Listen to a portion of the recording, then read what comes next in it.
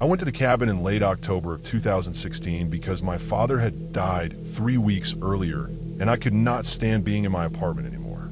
Every surface there still held him in some way. The couch had the shape of his shoulders pressed into it from his last visit. The kitchen trash still smelled like the coffee he always drank when he came over. I needed distance, not comfort. The cabin was the only place I could think of where grief might have room to breathe. The place sat deep in the Allegheny Plateau, far from any town worth naming. There was no address. You turned off the state road onto a dirt track that looked like it led nowhere, followed it past a rusted gate he never locked, then drove another mile through ruts that pulled the tires sideways if you let them. He used the cabin during hunting season. He liked being alone out there. I had gone with him a few times as a kid, but I had never stayed by myself. The trees were already bare when I arrived, the kind of gray that comes after the leaves are gone and before snow softens anything. The sky sat low and dull. While I parked, I noticed how quiet it was. No wind, no birds, no distant traffic. Just the engine ticking as it cooled and my own breathing when I stepped out. The cabin looked the same as it always had. One room, rough planks, tin roof patched in places where he never got around to fixing leaks properly.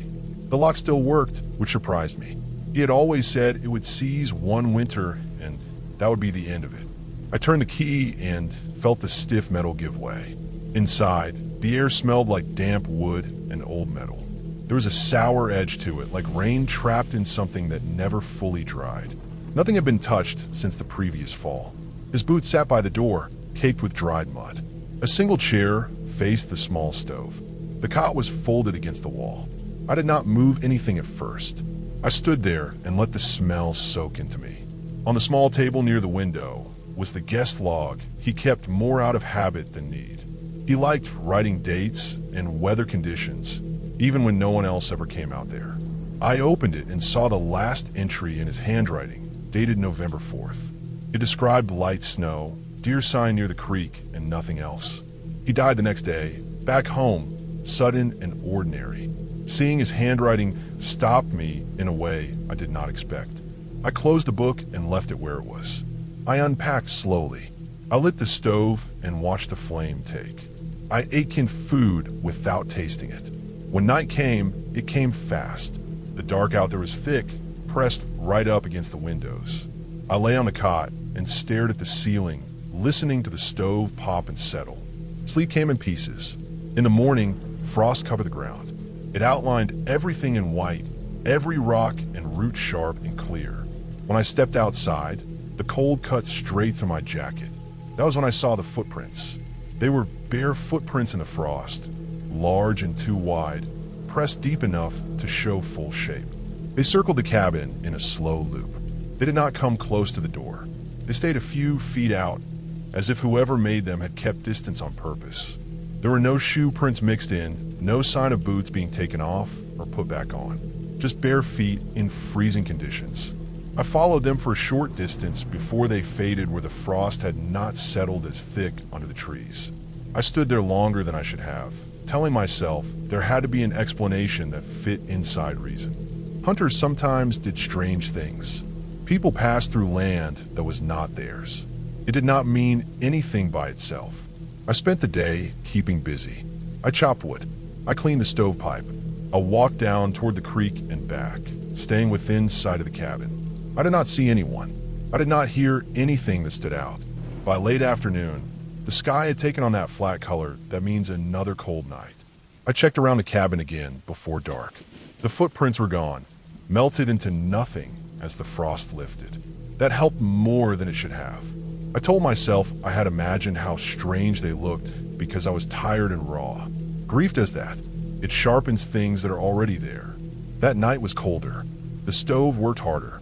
I lay on the cot fully dressed, boots on, hands tucked under my jacket. Sometime after midnight, I felt movement through the wall. It was not a sound at first. It was pressure. The planks bowed inward slightly, enough that I could see the shadow shift. Whatever was leaned there, slow and steady, testing the give of the structure. The cabin creaked in response, old wood complaining underweight. I did not move.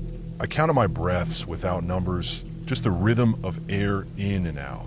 The pressure eased, then returned, lower this time. Something dragged along the outer wall, not scraping, more like skin or fabric pulling across rough boards. It moved around the perimeter at an even pace. I could tell where it was by the way the sounds changed, by how close it came to the corners and then away again. It never touched the door. I stayed silent on the cot, eyes open, listening until my jaw ached from being clenched. There was no smell, no voices, no sudden violence. Just deliberate movement, patient and unhurried.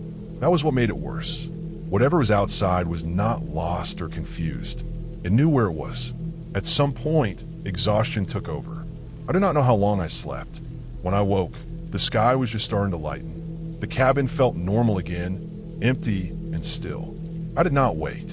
I grabbed my things, did not bother cleaning or straightening. I unlocked the door and stepped out. My truck sat where I had left it, but the hood was covered in scratches. They ran in uneven lines across the metal, shallow but clear, like someone had tested the surface with their nails or a sharp tool. They were not random. They followed the curve of the hood, careful enough to avoid cutting too deep. I ran my fingers over them and felt the cold bite into my skin. I did a full walk around the truck. The tires were untouched. The doors were fine. Only the hood had been marked. In the dirt near the front bumper, there were partial impressions where the ground had been disturbed. No clear prints this time, just scuffed earth. I drove out without stopping. The road felt longer on the way back. Every turn seemed sharper. When I reached the state road, I pulled over and sat there until my hands stopped shaking. I did not go back. I told myself I would return with someone else, in daylight, to make sense of it. Weeks passed, then months.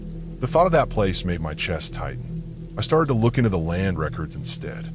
It took time, but the picture came together. My father had never talked much about his neighbors out there, but there had been one, years ago, living farther up the ridge on an unmarked parcel. A man who did not like company. After a small fire destroyed his trailer, he stayed on the land anyway. There were reports of him being seen barefoot, even in cold weather, of him moving through properties that were not his, leaving signs that unsettled people enough to keep them quiet about it. No charges ever stuck. He disappeared not long after my father died. The scratches on the hood made sense when I thought about metal testing tools, about someone checking how thick the skin was, how easy it would be to get through if they wanted to. The leaning against the wall fit the same pattern. Pressure, not attack. A way to measure response. Selling the land took longer than I expected. When it finally went through 6 months later, I felt relief more than sadness. I kept the cabin key for a while, then threw it away. I still have the image of those bare footprints in frost, clear and intentional. I understand now that grief put me in the wrong place at the wrong time, and that what I experienced did not need anything unreal to make it terrifying. I stayed at the cabin in the summer of 1998 during a wildfire evacuation in eastern Oregon. I was 26 and working seasonal forestry, marking burn lines and checking containment on a fire that had jumped farther east than anyone expected. The evacuation order came fast. Whole stretches of highway closed. Towns emptied. My apartment sat inside the zone, and there was no clear timeline for return. A supervisor I trusted told me I could use an old survey cabin while waiting for clearance. It sat on public land, long retired from official use but still standing. I had permission in writing. It was meant to be a temporary shelter, nothing more. The drive-out took me through land that looked stripped to the bone. Charred timber stood in uneven rows. Some trees still smoked days after the main front passed. The smell of burned sap clung to everything. Ash drifted in shallow pockets where the wind settled it. The silence felt thick, broken only by the crunch of tires and the distant thump of helicopters. The cabin sat on a low rise above a drainage. It was built square and plain, old growth boards darkened by age and weather. The roof line was low. The porch sagged but held my weight.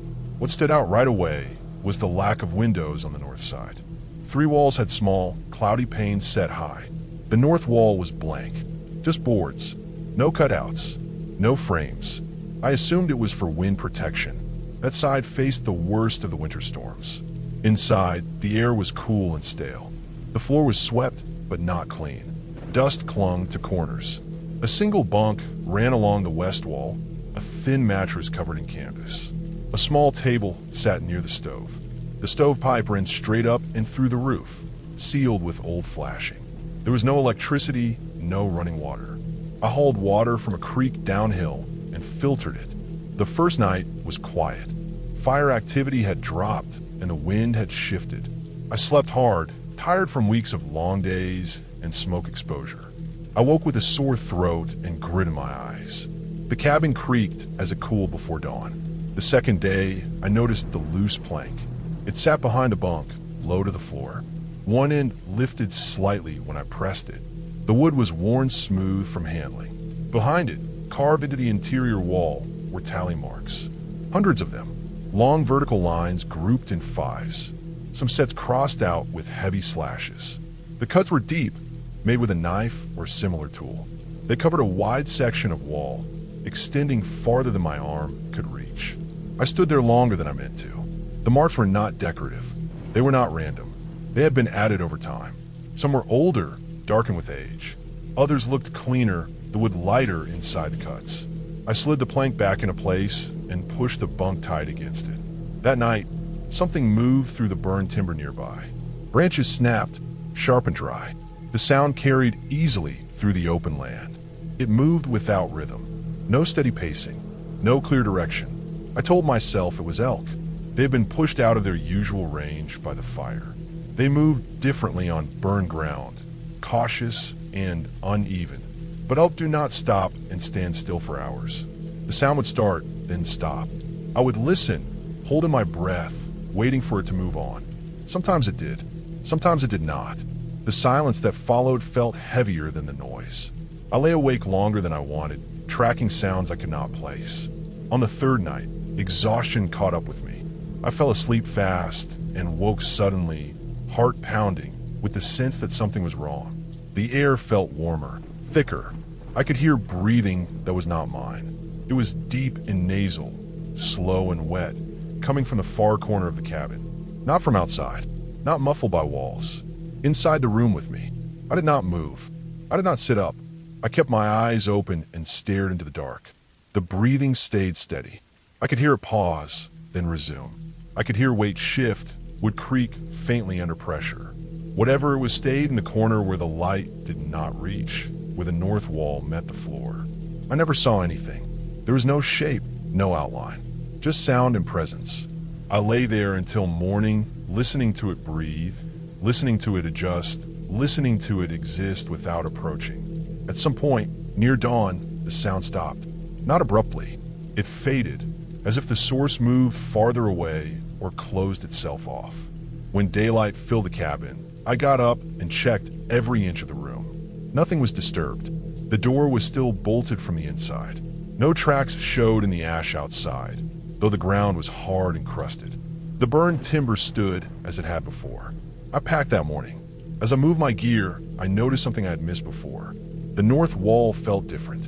When I pressed on it, there was no give. I measured it against the other walls by eye. It was thicker, double-planked. The interior boards did not line up with the exterior seams. There was a hollow sound in places if I knocked lightly, deeper than the rest of the cabin. I pulled the bunk away and removed the loose plank again. Behind the tally marks, the wall surface changed.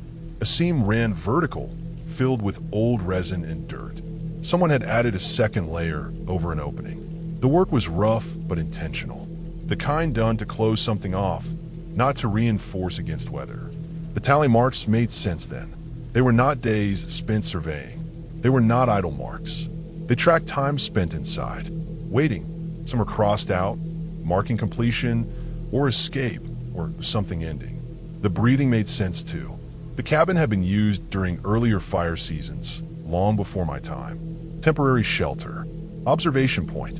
In remote work, people make do. Someone had created a crawl space or hide inside the north wall, sealed from view, protected from wind and light.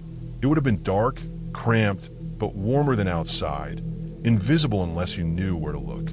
During the evacuation, others had been displaced too. Not everyone left the forest. Some stayed hidden, avoiding roads and checkpoints, waiting out the worst of it. The burned timber masked movement. Smoke had sent. A sealed wall hit a person. The breathing I heard was human. Deep, nasal, slow, controlled. The stillness outside at night was someone standing, listening, making sure the cabin was occupied, deciding whether to enter. When they realized I was inside, they stayed hidden, waiting for me to leave. They never touched my things. They never made noise beyond what they could not help. They never approached. They needed the cabin empty, not contested. I left that day and did not return. I reported my status cleared and found a place farther south until the evacuation lifted. I never reported the cabin. I did not mention the wall, the marks, or the breathing. I did not want it reopened. Old cabins on public land get torn apart once attention turns toward them. Curiosity leads to exposure. Exposure leads to people poking into spaces not meant to be disturbed. Whoever had used that wall survived by remaining unseen. Whatever their reasons had been, the place had served its purpose by staying closed. Some shelters are safer when forgotten. I rented the cabin in 2020 during the lockdown because I needed space without screens, without alerts, without the low-pressure panic that leaked through every open app. I was behind on a manuscript and out of excuses. The world had narrowed to interiors and news updates, and I wanted distance from both. The listing promised no internet, no cell service, and a desk facing trees. It said Ozarks. I did not care exactly where. The drive took most of a day. Highways thinned into state roads, then county roads, then gravel. I passed shuttered gas stations and hand-painted signs warning people to stay away. The forest thickened and folded over itself. Hills rose and dropped in slow waves. By the time I reached the turnoff, the light had gone flat and yellow. The cabin sat in a shallow hollow, surrounded by oak and pine. It was small, one story, set on short piers with a low crawl space beneath. The roofline sagged a little in the middle. The porch boards were gray and soft at the edges. It looked older than the photos, but intact. Quiet Preston on all sides. The owner had sent a long message before I arrived. Instructions about the propane stove, the well pump, the generator. One line stood out. Do not use the crawl space entrance beneath the kitchen. Animals had gotten in before. I read it twice, then moved on. Inside, the air smelled clean at first. Dust and wood. The layout was simple. Kitchen on one side, small table near a window, desk facing the trees, a couch that had been reupholstered badly. The bedroom was just big enough for a bed and a dresser. The ceiling was low. I could hear birds clearly, every movement outside close and sharp. The first day passed quietly. I unpacked, stacked food, filled water jugs. I wrote until my hand cramped. The silence felt earned. At night, the forest made soft sounds. Leaves shifted. Something small moved through brush. I slept well. The smell started on day 2. It crept in without announcement. I noticed it near the kitchen sink while washing dishes. Rot mixed with cold soil. Not strong at first. Just enough to register as wrong. I checked the trash, then the fridge. Everything was sealed. I opened windows and let air move through. The smell faded, but did not leave. That night, after I turned off the lamp, I heard movement under the floorboards. Slow repositioning. A muted scrape, then a pause. Like someone turning over in sleep. I lay still and listened. It happened again, farther away, then stopped. I told myself it was an animal shifting in the crawl space. Raccoon, possum, something with weight. Each morning, the smell was stronger. By day 3, it clung to the kitchen and bled into the hallway. It carried a dampness that made my throat tighten. I kept windows open even when it rained lightly. I burned through matches lighting candles I did not need. The movement beneath the floor returned each night. Never fast, never erratic, always slow, deliberate, as if conserving energy. I checked the exterior of the cabin in daylight. The crawl space opening sat beneath the kitchen, a low wooden door with a metal latch. The ground around it was disturbed, soil pushed aside and packed down. Leaves were matted flat. I remembered the warning and stepped back. Writing became harder. My attention kept slipping. I found myself listening more than reading my own sentences. I slept in short blocks, waking with the sense that something had shifted while I was unconscious. On day 4, I noticed sounds above me during the day. A faint thud in the ceiling, a scrape that traveled a few feet, then stopped. The attic space was shallow. I assumed squirrels or birds had found a way in. I made a note to mention it when I left. The smell deepened overnight. It carried a human edge then, layered over the rot. Sweat, old fabric, waste. I woke with it in my nose and could not pretend it was anything else. On day 5, I found the crawlspace door open. It stood ajar by a few inches. The latch hung loose. The smell poured out, thick and wet. I crouched and pulled the door wider. The darkness inside felt close, pressing against the opening. Inside were blankets, folded and stacked against one pier. Canned food lined up in rows. A bucket sat near the center, half full of waste. There were scuff marks on the dirt where someone had crawled in and out repeatedly. The space was organized, lived in. Someone had been living beneath me. I backed away and stood up too fast, light flashing behind my eyes. The cabin felt smaller after that, every surface closer. I checked doors and windows again. Everything was locked. No signs of forced entry. Whoever had been there knew the place, knew how to come and go without breaking anything. I packed some essentials and left them by the door. I considered leaving right then, but daylight made me hesitate. I wanted to understand the timing, the pattern. I wanted to believe there was a window where this made sense. That afternoon, I noticed fresh movement marks near the crawl space. The door had been closed again, not latched but shut. The smell retreated slightly, as if sealed in. At dusk, the forest went quiet in a way that felt staged. Birds stopped. Wind dropped. The cabin held its breath. That night, the footsteps were above the ceiling instead. They moved slowly across the boards, weight shifting with care. Not the skitter of an animal, not the random thump of something lost. This had direction. The sound passed over the bedroom, paused, then continued toward the kitchen. I sat on the bed, shoes on, keys in my pocket, listening to each step. The crawl space beneath me stayed silent. Whoever had been living below had moved. They had used the crawl space as shelter during the day, hidden from view, protected from weather. At night, when I slept, they listened. They learned my patterns. When I discovered the space, they adjusted. The attic offered a new angle, a way to watch without being seen.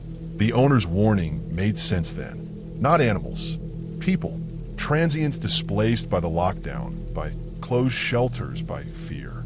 The Ozarks held many forgotten cabins, many places not on maps. Someone had chosen this one and had not expected a renter during a global shutdown. I did not confront anything. I did not look up. I grabbed my bag, left everything else behind, and walked out the door without turning off lights. The porch boards creaked under my weight. The forest stayed quiet. I drove until sunrise. I followed gravel roads until they met pavement, then kept going. I did not stop for sleep. I did not stop to think. The smell stayed with me, in my clothes, in my hair, a reminder that proximity had been enough. Later, when I replayed the week, the sequence fit cleanly. The smell started when they realized I was staying. The movement beneath the floor matched sleep cycles. The stronger smell each morning marked use of the bucket, the buildup of waste. The crawlspace door opening was a mistake, a slip from routine. The move to the attic was a response to discovery, not aggression. They never entered the living space. They never touched my things. They adapted to remain unseen. I was an obstacle, not a target. I did not contact the owner. I did not leave a review. I wiped the address from my notes and finished the manuscript elsewhere, with internet and noise and people. The cabin did not need more attention. Someone was already using it, and attention would only bring consequences. What stayed with me was not fear of being harmed. It was the realization of how close lives can run without touching, how thin the boundary is between privacy and occupation, how easily someone can exist beneath you, listening, waiting, adjusting without ever announcing themselves.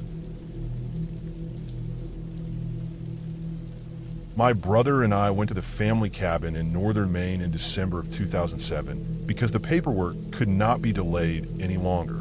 The land and the structure were tied up in an estate that had been sitting untouched since our uncle vanished during a snowstorm 8 years earlier. The lawyer wanted signatures. Taxes were due. Neither of us wanted to be there, but winter was the only time we could both get away. The drive north felt longer than it should have. The roads narrowed and rose. Snowbanks pressed close on either side, high enough to block the woods from view in places. Plows had passed recently, but wind had already started to fill the edges back in. The sky stayed low and colorless.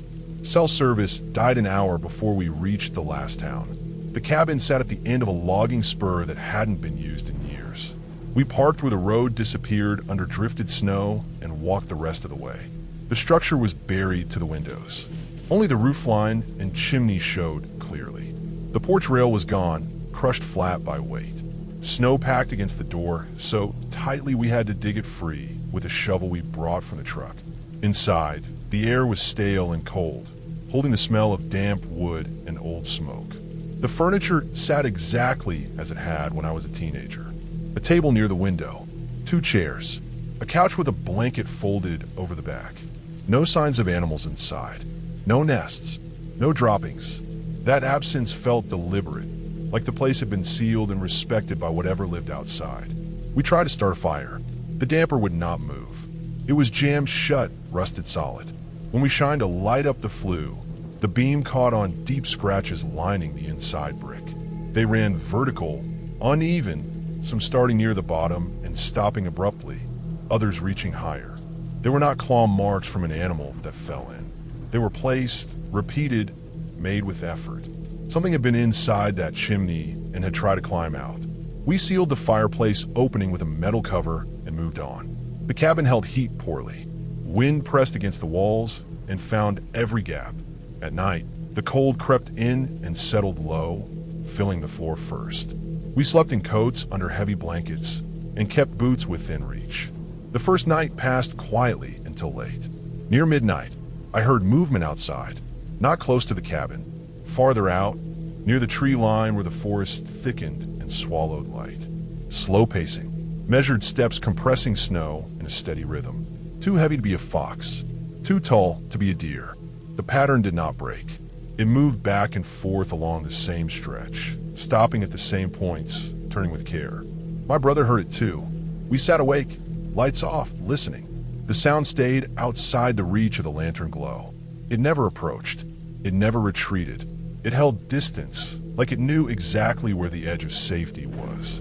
By morning, the tracks were gone. Wind had swept the surface smooth. No sign that anything had been there. The second day was spent sorting through papers and old boxes. Our uncle had kept everything. Receipts, maps, weather notes, handwritten logs of hunting trips that stopped abruptly the winter he disappeared. The last entry described a snowstorm coming in fast and his plan to wait it out at the cabin. No record of leaving. That night, the pacing returned. Same distance, same rhythm. This time it lasted longer. Hours passed with the sound moving back and forth, never closer, never farther. At one point, it stopped entirely. The silence felt heavier than the noise. After several minutes, the steps resumed, slower, more deliberate. On the third day, we noticed small changes around the cabin. Snow near the woods was packed down in straight lines, as if someone had stood there for long periods. Branches had been snapped at shoulder height, not broken by wind, bent and twisted off clean. Marks appeared on the side of the cabin near the back corner, shallow grooves in the wood where something hard had brushed against it repeatedly. Inside, the cabin felt tighter. The ceiling pressed down. Sounds carried too clearly. Every shift of weight echoed. The damper scratches stayed in my head. I found myself glancing at the fireplace without meaning to. That night, the pacing moved closer. Not into the light, but nearer than before. The steps circled the cabin once, slow and wide, then returned to the tree line. I could hear breathing mixed with the cold air, faint but human in pattern. Controlled, measured. We did not sleep. The next morning, we searched the cabin more thoroughly. Under the bed, inside the cabinets, behind the stove, everything looked untouched. Then my brother pulled back the rug near the table. The floor beneath was scuffed, worn smooth in a rectangle that did not match foot traffic. A thin seam ran along one edge. We pried it open. A trapdoor lifted on rusted hinges, revealing a shallow dugout space beneath the cabin. Not a full cellar, just enough room for someone to crouch. The dirt floor was packed hard. Old chains lay coiled against one wall, heavy and worn smooth in places. A bucket sat in the corner. A journal rested on a wooden crate wrapped in oilcloth. The handwriting was our uncle's. We recognized it immediately. The entries were careful at first, factual. Notes about someone appearing at the edge of the woods during hunting season. A man, tall, thin, always watching, never approaching, learning routines. The entries grew shorter as the days passed. Mentions of footsteps at night, of tracks that stopped suddenly, as if the person had been standing still for hours, of food going missing without signs of entry. The last pages described fear without exaggeration. The realization that the man knew when he slept, when he left, when he returned. That the cabin was not a barrier, only a reference point. The final entry explained the trapdoor and chains, not as a plan to trap an animal, but as a place to hide, to wait out the nights when the pacing came too close. The last line ended mid-sentence. We closed the trapdoor and replaced the rug. The cabin felt occupied in a way it had not before. Not by a presence, but by intention. That night, the pacing did not stop at the tree line. It moved closer, steps pressed into snow just beyond the windows. A shadow crossed the wall once, tall and straight. The breathing came closer, then paused. The sound of weight shifting followed, like someone settling into wait. We did not look outside. We did not check the door. We stayed still until the sky lightened and the sounds moved away, retreating back into the woods with the same measured pace. We left that morning. We took the journal and nothing else. The walk back to the truck felt exposed. The forest watched without sound. In the spring, after snow melt, we returned with permits and accelerant. We burned the cabin down to the foundation. The fire took quickly. Dry wood, old fabric, stored paper. Smoke rose straight into clear air. When the roof collapsed, sparks shot upward and vanished. We told the lawyer the structure was a loss. We sold the land as undeveloped. We did not mention the journal. We did not mention the pacing. The explanation stayed grounded because it had to. A man living off the land, displaced, unstable, choosing a place where isolation protected him. Watching, learning, adapting, using fear and distance as tools.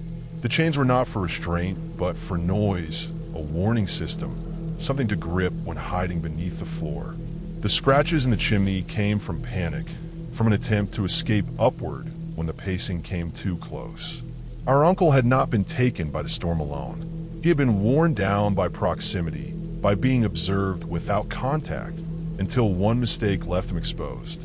Burning the cabin removed the shelter and the reference point. Without it, the routines ended. The land became just land again. We never went back. The paperwork was finished elsewhere. The journal stays sealed. Some things do not need witnesses. I stayed alone in a rental cabin outside Flagstaff in the spring of 2019 while recovering from surgery on my knee. I needed quiet, level ground, and a place cheap enough to justify not working for a few weeks. The listing promised all three.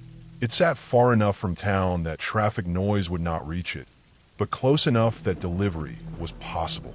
That balance mattered then. The drive up was easy.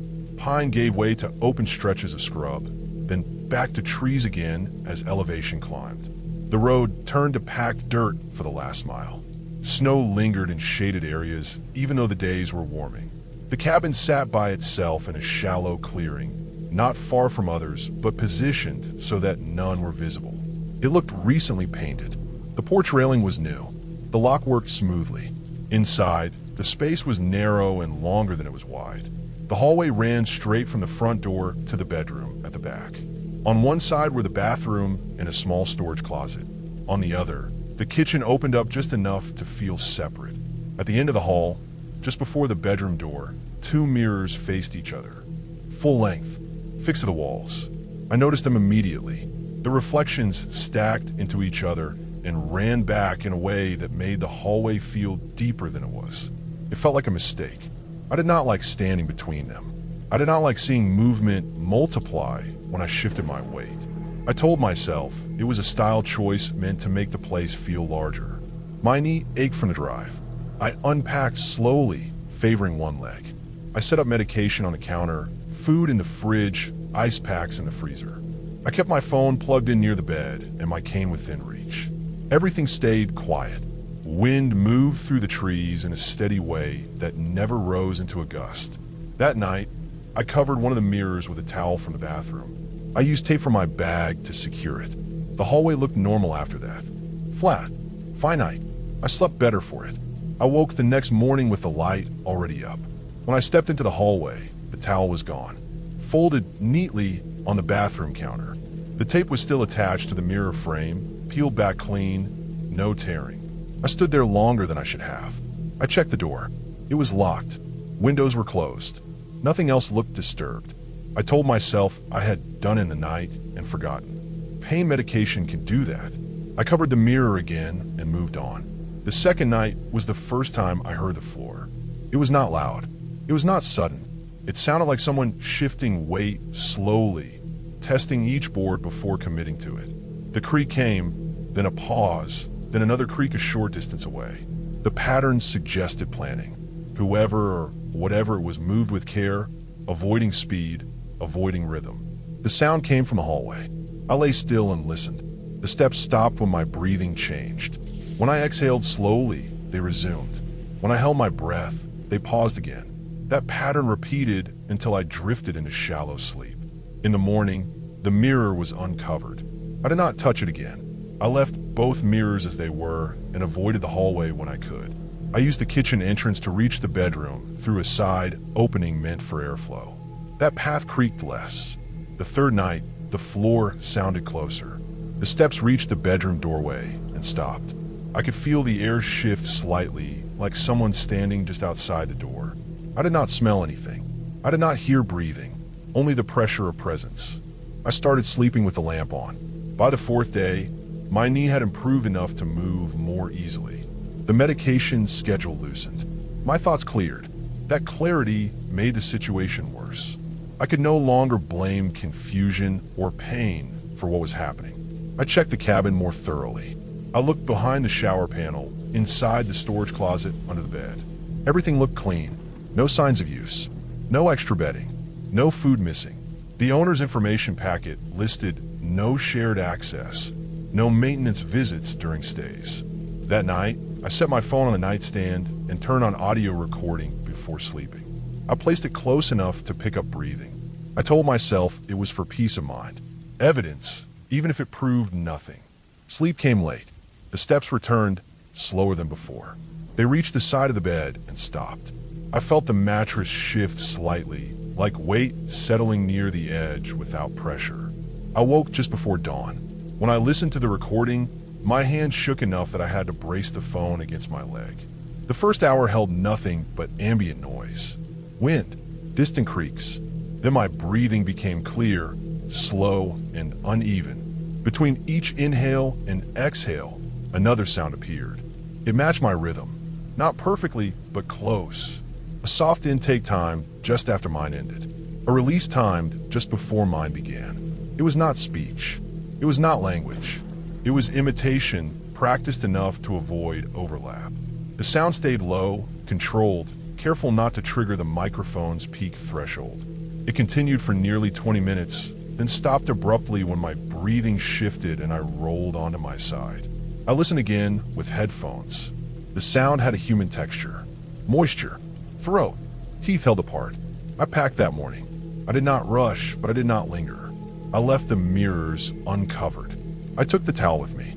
I locked the door and drove into town before stopping. I mailed the recording to the owner from a shipping store, printed on a small flash drive. I included the date and time. I explained the situation in plain terms.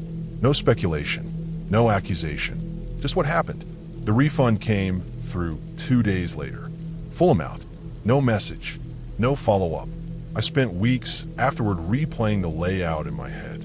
The narrow crawl space beneath the cabin. the way the hallway amplified sound, the mirrors creating sight lines that extended depth and allowed someone to watch movement from a fixed point. The careful steps meant to test boards that would not carry noise into the bedroom. The uncovered mirror made sense when I considered routine. Someone using reflection to monitor position without direct line of sight. Someone accustomed to silence, aware of breath patterns, able to time their own breathing to blend into another person's sleep. There was no need for violence, no need for confrontation, only proximity and patience. The cabin's isolation provided cover. The owner's absence provided opportunity. Access did not require keys. The crawlspace vent at the back sat loose. The area saw little oversight. I reported nothing further. There was nothing to add. The explanation held without strain. A person living unseen, adapting behavior to avoid detection, using mimicry as camouflage rather than threat. I recovered elsewhere. I stopped renting isolated places. The knee healed cleanly. The mirrors stayed with me longest. Not because of what they reflected, but because of how they allowed someone to observe without being present, to occupy space without claiming it, to learn patterns without leaving marks. That cabin was not haunted. It was used. Quiet does not mean empty. Silence does not mean alone. I inherited the cabin in 1985 from a distant cousin I barely knew. The letter arrived folded inside official paperwork, thin and formal, explaining that the property had reverted to me as the next available name in a line that had narrowed over time. It sat somewhere in British Columbia. That was the wording. Somewhere. No address in the modern sense. Just coordinates, a hand-drawn map, and a note saying the access road changed seasonally. I did not want it. I was working full-time and raising a young family. Selling it seemed sensible, but the lawyer handling the transfer suggested I at least assess the structure. There were tax implications, liability questions. I agreed to go once alone to see what it was. The drive took 2 days. Paved roads gave way to logging routes that cut through heavy forest.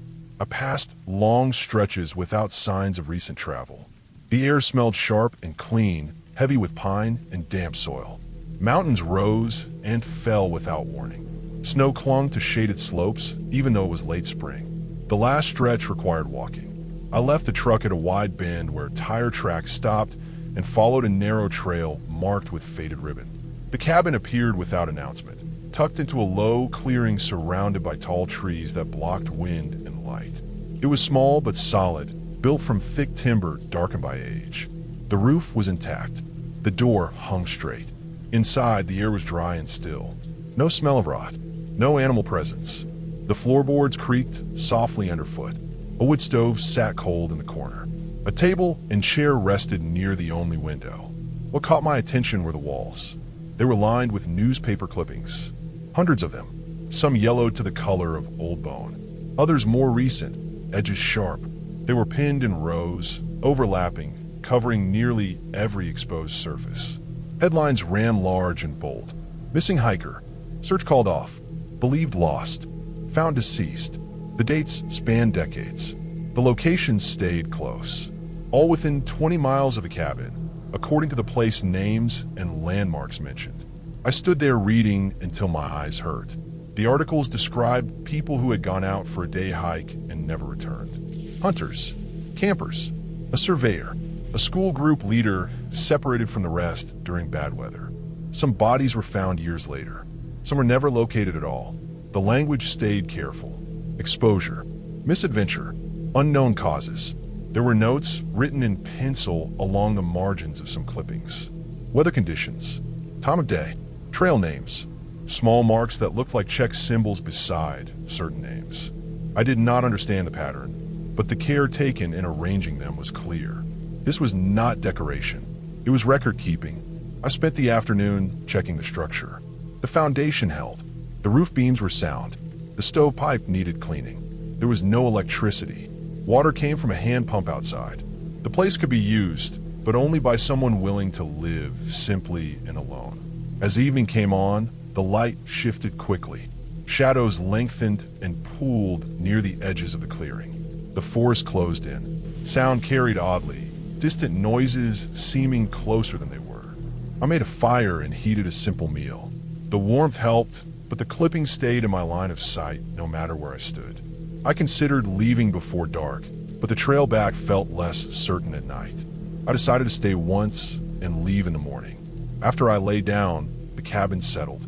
Wood contracted with small pops. Wind moved through the canopy above. I listened without trying to interpret it. Then the knocking started. 3 knocks came from somewhere beyond the trees. Not loud, not urgent, firm enough to carry. They landed with even spacing. Then nothing. After several seconds, 3 more knocks followed. Same distance, same force. I sat up and listened. The sound did not come from the door. It came from the woods, off to the right beyond the clearing. The pattern repeated once more, then stopped. I did not answer. I did not move. I waited. The knocking did not return that night. Sleep came in short stretches. I woke often, expecting more sound, but the forest stayed quiet. In the morning, the air felt heavier. Fog hung low among the trees. When I stepped outside, I saw the boot prints immediately. They led from the forest straight to the cabin door. Large boots, worn soles. The prints stopped at the threshold. There were no tracks leading away. No sign of turning back. Just a clear path that ended. I followed the line as far as I could into the trees. After several yards, the prints vanished where the ground grew rocky and covered in needles. No disturbance beyond that. No broken branches. No signs of a struggle or fall. I returned to the cabin and packed quickly. Before leaving, I took one last look at the walls. The newest clippings had dates from the early 80s. There were no articles newer than that. The pattern seemed to stop abruptly, as if something had changed. On the table lay a ledger I had not noticed before. It contained names and dates matching the clippings. The last entry listed a date from several years earlier. No name followed, just a blank line. I understood then that the cabin was not a retreat. It was a station. Someone had lived there to observe, to listen, to track movement through the area.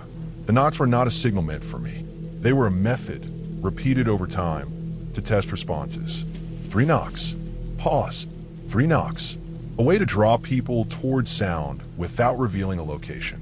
A way to measure curiosity, caution, isolation. The boot prints suggested someone still used the place or the methods associated with it. The lack of return tracks meant they knew terrain well enough to leave without marking it, or they moved in ways that avoided soft ground. Either explanation pointed to familiarity and practice. I left the cabin and did not look back. The walk to the truck felt longer than before. Every sound caught my attention. The forest remained still, as if watching but not interfering. Once home, I contacted the proper authorities. I signed the property over to the province without conditions. I did not mention the clippings or the ledger. I framed it as an unwanted inheritance, remote and difficult to maintain. The transfer went through without issue. I never returned. I never spoke of it to friends or family. The explanation stayed simple, because it was enough. The cabin existed in a place where people disappeared not because of the land alone, but because someone had learned how to use isolation, routine, and sound. The records on the walls were not trophies. They were evidence of a system that worked until attention shifted elsewhere. Turning the land over ended my involvement. It placed responsibility where it belonged. The province could manage access, restrict use, and remove the structure if needed. Distance mattered. Some properties are not haunted. They are positioned. Some dangers do not announce themselves. They wait, patient and organized, relying on human habits to do the rest. I took the cabin job in late 1994 because it paid cash and came with isolation, which I wanted at the time. I had just left a long contract that ended badly and needed something that would not ask questions or require references. The posting was vague. Seasonal caretaker, remote property, northern Idaho, access limited by weather. The owner wanted someone to keep an eye on the structure, clear snow from the roof, and log any activity. It sounded simple. The drive-in took most of a day. Paved road turned to Forest Service gravel, then to a narrow track pressed into the hillside. Snow covered everything past the last mile. I parked where the truck could go no farther and hauled my gear the rest of the way on a sled. The cabin sat alone on a rise, overlooking a cut of trees that sloped down into a shallow basin. No other buildings were visible. The nearest town was over an hour away in good conditions. The cabin was older than the photos suggested. The logs were dark and smooth from age. The roof pitched steep to shed snow. A small shed stood 20 yards away, half sunk into drift. The door opened without resistance.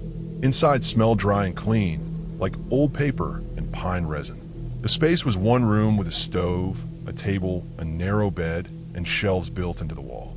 A trapdoor near the stove led to a root cellar. The windows were small and set high. On the table sat a ledger labeled caretaker log. The first page listed dates and names going back more than 30 years. Each entry was neat and brief. Weather conditions, snow depth, maintenance notes, wildlife sightings. The last entry ended 2 months before my arrival. No explanation, just a date and a line about wind. The first week passed quietly. I shoveled snow, cleared branches, and kept the stove going. The forest stayed still. Tracks appeared and vanished with weather. Elk moved through once, leaving deep impressions that softened overnight. At night, the wind pressed against the cabin and made the walls creak. Nothing else disturbed the silence. I began adding my own entries to the ledger. I noted the cold, the way the sky went flat before storms, the small repairs I made to the doorframe. Writing grounded me. The job required it. The owner wanted records. On the 8th night, I heard footsteps outside. They were not close. They came from the slope below the cabin, moving uphill with care. Snow compressed under each step with a dull sound. No slipping, no rushing. The pace stayed even. I stood still and listened until the steps stopped near the edge of the clearing. They did not approach the door. They did not circle. They stayed in one place for several minutes, then retreated the same way they came. In the morning, I found boot prints on the slope. Large tread, deep heel. They did not lead to the door. They stopped near a cluster of saplings and turned back. I followed them as far as I could until wind erased the trail. I wrote it down. The next night, the steps returned. Same timing, same distance. They stopped closer this time, just outside the light from the window. I did not see anyone. The sound of breathing carried faintly, controlled and slow. After several minutes, it moved away. I checked the ledger from previous years, reading entries more carefully. Mentions of tracks appeared occasionally. Notes about lights seen in the trees. Always brief, never emphasized. One caretaker had written about a figure standing near the shed and added a question mark. Another mentioned tools being moved and returned. No conclusions followed. The entries stopped abruptly for several caretakers, replaced by new names months later. On the 12th night, I heard movement near the shed. Metal scraped lightly against metal. I watched through the window until a shadow crossed the snow. Tall, broad shoulders. It paused near the shed door, then moved back into the trees. I did not go outside. In daylight, I found the shed door open. Nothing was missing. The tools were arranged differently. Shovel leaning where it had not been before. Fuel can turn to face outward. Small changes that suggested awareness rather than theft. That afternoon, I opened the root cellar for the first time. The space was shallow and dry. Shelves lined the walls. Old jars sat empty. At the back, beneath a loose plank, I found a second ledger. Smaller, unlabeled. The handwriting matched entries in the main log, but was less careful. This ledger described observation, not of weather or maintenance, but of people. Names from the caretaker log appeared with notes about routines. When they slept, when they left the cabin, which nights they drank more, which nights they stayed alert. The entries continued until just before my arrival. The last page listed my name, written in pencil, followed by the date I arrived. I replaced the plank and closed the cellar. That night, the steps came closer than before. They stopped at the wall near the head of the bed. The breathing sounded heavier. I stayed still and waited. After a long time, it moved away. I slept in short bursts. Each time I woke, I felt watched. Not from inside the cabin, but from angles I could not see. The next morning, I packed essentials and prepared to leave. Snow had fallen overnight, deep and fresh. The path back to my truck was gone. Wind erased landmarks. I judged the direction by slope and tree density. As I stepped outside, I saw new tracks circling the cabin. They overlapped older ones, some bare impressions alongside boot prints. The pattern suggested pacing.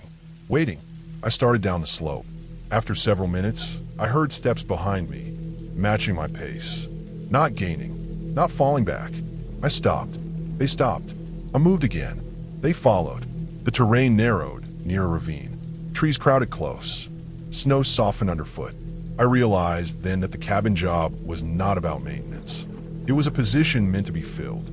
Someone needed a reason to stay, to observe, to log movement through the area.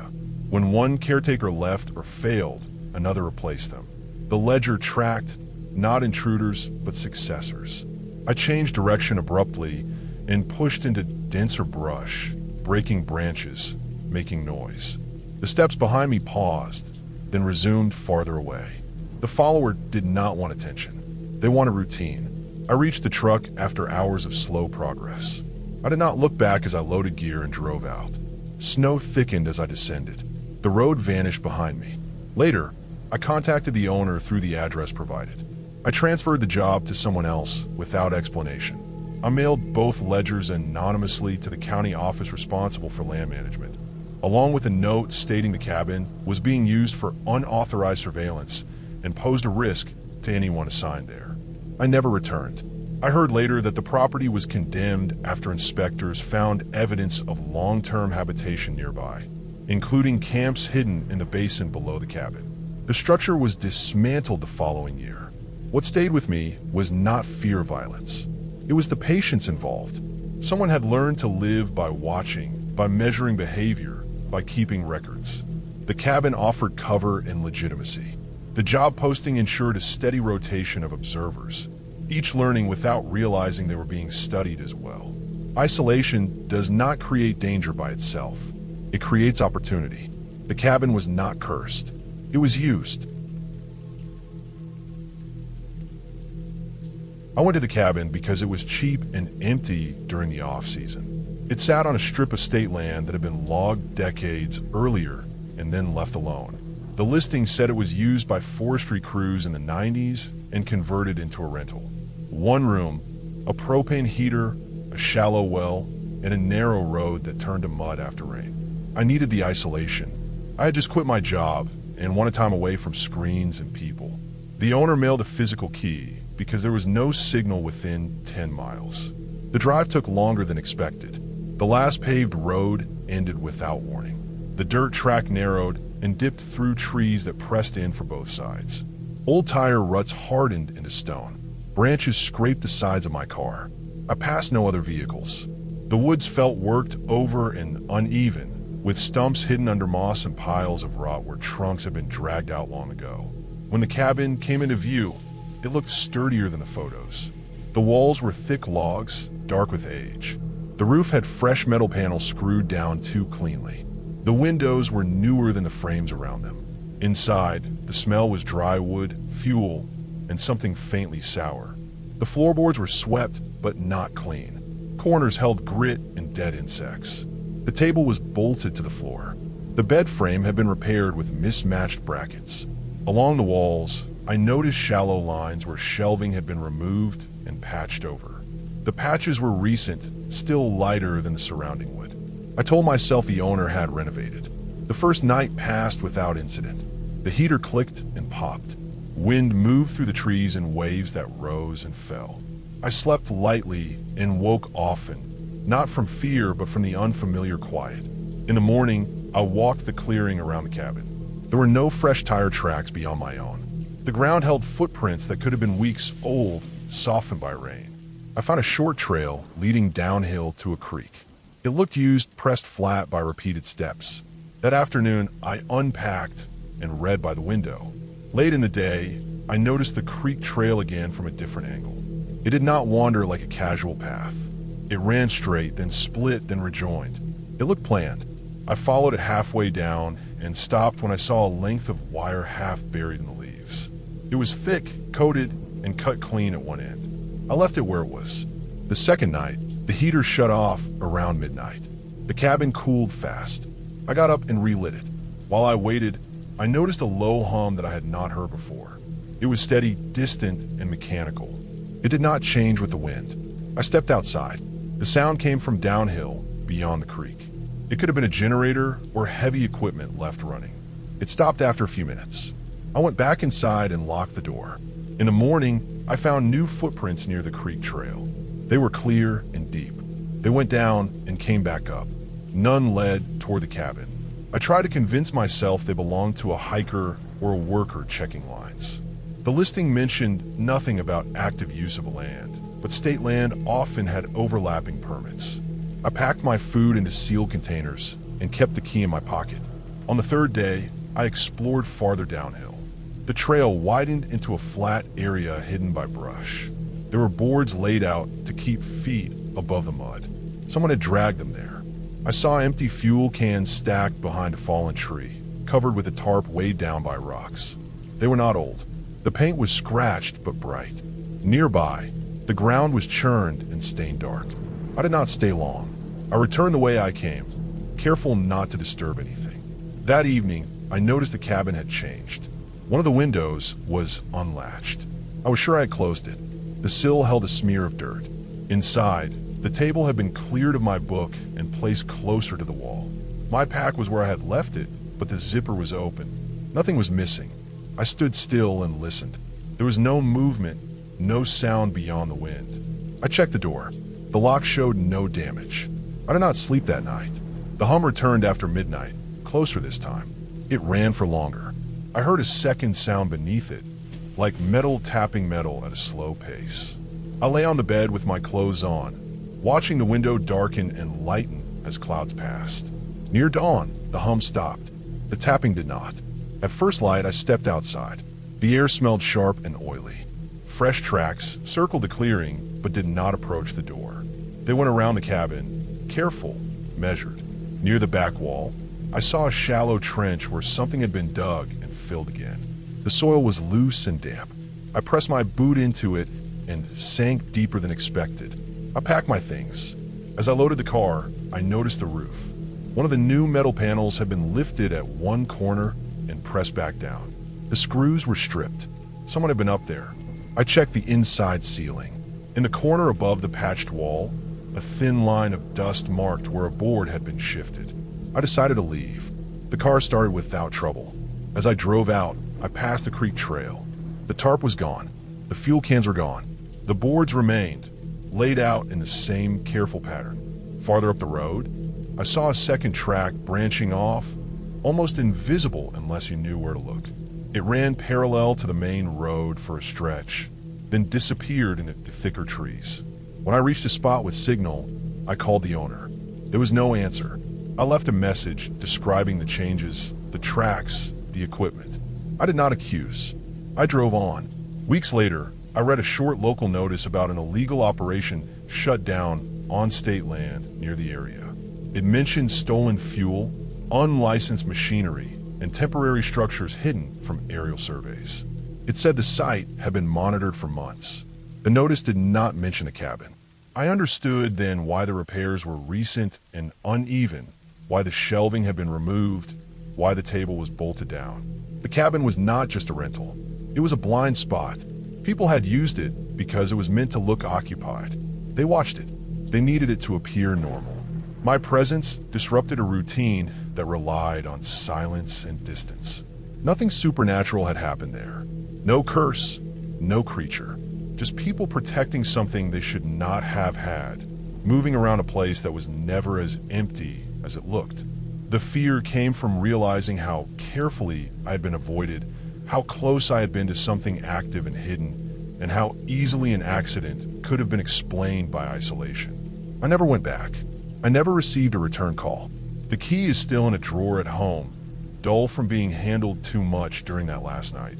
A small piece of metal that reminds me how thin the line is between solitude and being watched.